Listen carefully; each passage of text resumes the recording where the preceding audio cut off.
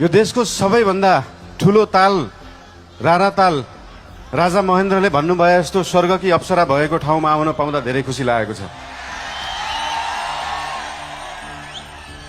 देशको सबैभन्दा लामो नदी रहेको ठाउँ, देशको सबैभन्दा ठुलो जिल्ला रहेको ठाउँ, देशको सबैभन्दा ठुलो गाउँपालिका रहेको ठाउँ, देशकै सबभन्दा गहिरो ताल रहेको ठाउँ, जुन गहिराईलाई आजसम्म कुनै सरकारले कुनै पार्टीले यो देशले बुझ्न सकेन, त्यो गहिराईलाई बुझ्न चाहन्छौँ। त्यो गहिराई बुझ्ने पार्टी हो राष्ट्रिय स्वतन्त्र पार्टी।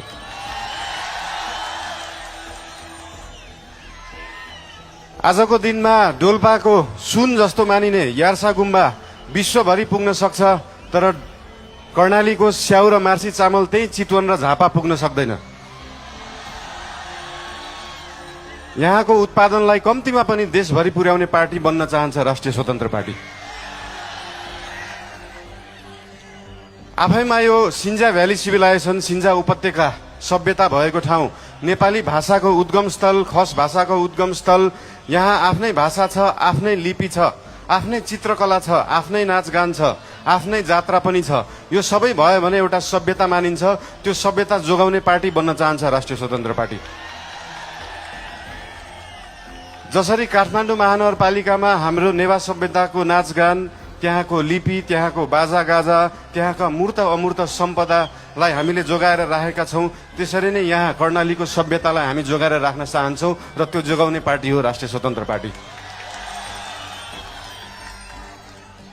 देशमा अझै पनि भोकमरी छ, अझै पनि 4 वर्ष मुनिका बालबालिकाहरूको मृत्युदर एकदमै बढ्दो छ, महिलाहरूको आमाहरूको मृत्युदर बढ्दो छ। त्यो कर्णालीमा छ र त्यो कर्णालीको पीडालाई, गरिबीलाई, त्यो दुःखलाई बेच्ने नेता धेरै आए, त्यो गरिबीलाई बुझ्ने नेता धेरै आएका छैनन्। अहिलेसम्म कोही आएको छैन। त्यो बुझ्ने नेताहरू बन्न चाहन्छ राष्ट्रिय स्वतन्त्र पार्टीका नेताहरू।